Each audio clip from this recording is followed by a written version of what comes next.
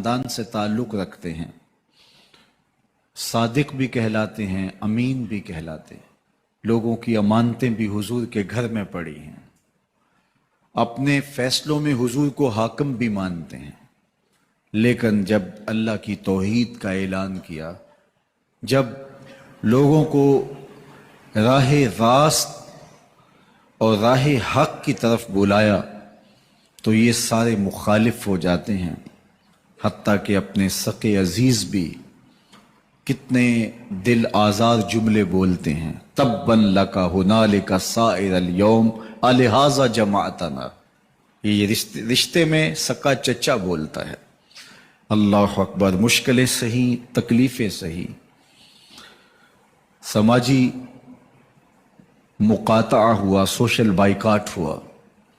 شاب ابی طالب کے 3 سال کس کٹھن حالات میں حضور اور حضور کے غلاموں نے اور خاندان والوں نے کاٹے، حتیٰ کہ درختوں کے پتے کھا کھا کے گزر اوقات ہوتی تھی۔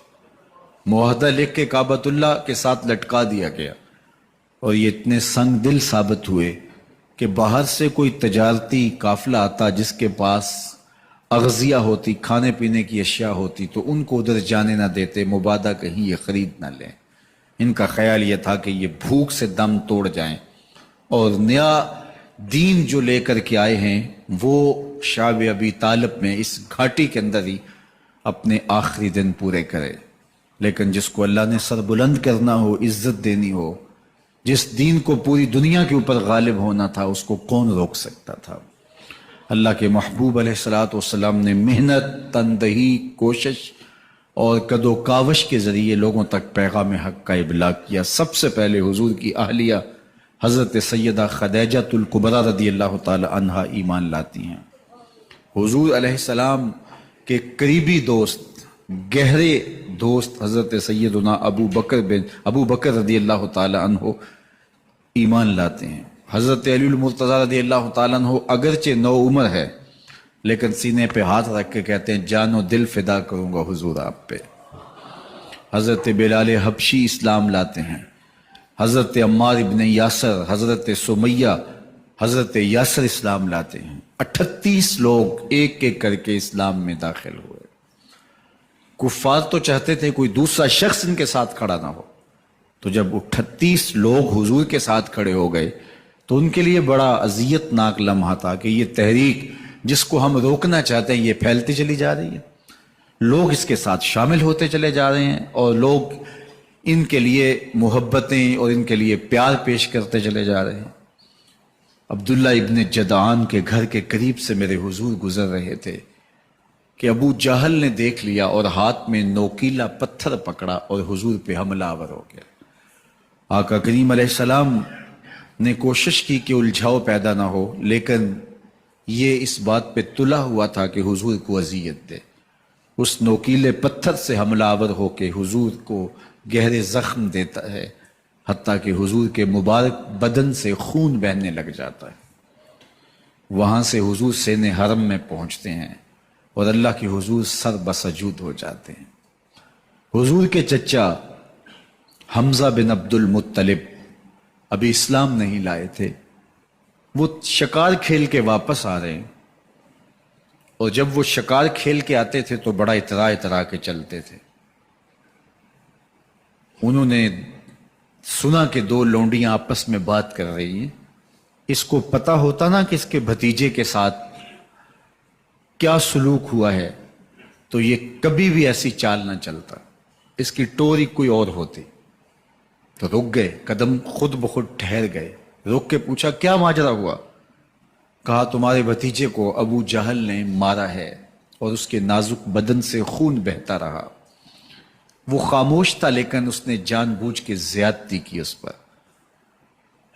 بس غصے میں بفر گئے۔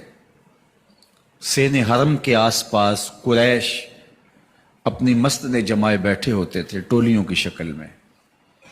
آج امیر حمزہ آئے اور ابو جہل کو تلاش کر کے اپنی کمان کو زور سے اس کے سر پہ مارا، اور اس کا سر پھٹ گیا، اور ساتھ بولے تم نے ہمارے بھتیجے کو لاوارث سمجھا ہے؟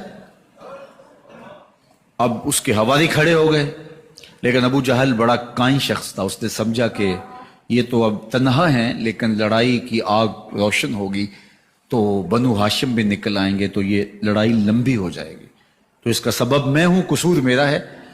اس نے کہا بس مجھ سے غلطی ہو گئی، اس طرح اس نے بات کو ٹال دیا۔ اب حضور کے چچا حضور کو ڈھونڈ رہے ہیں۔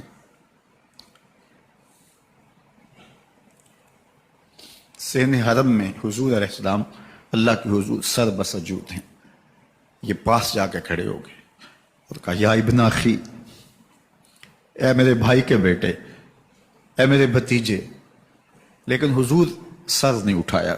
اللہ کے حضور اپنے دکھڑے بیان کر رہے ہیں، اسی کسے دے کچھ نہیں لگ دے تے نہ کوئی ساڈا دردی۔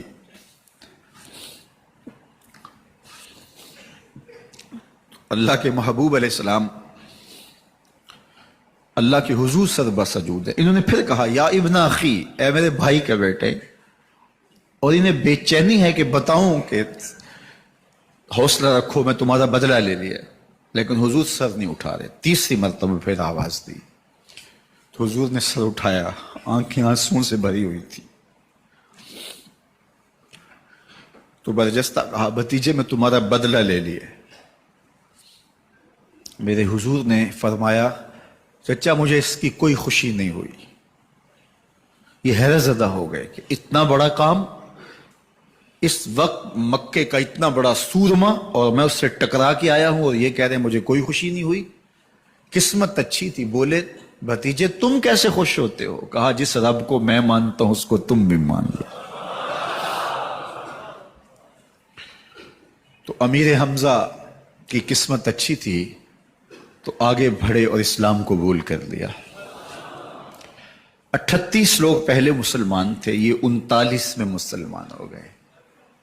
بس ان کا اسلام لانا مسلمانوں کے لیے تسکین قلب کا ساما ہوا۔ حضور کی آنکھوں میں امٹتے ہوئے آنسو، آگے بڑھے، کعبے کو غلاف کو پکڑا۔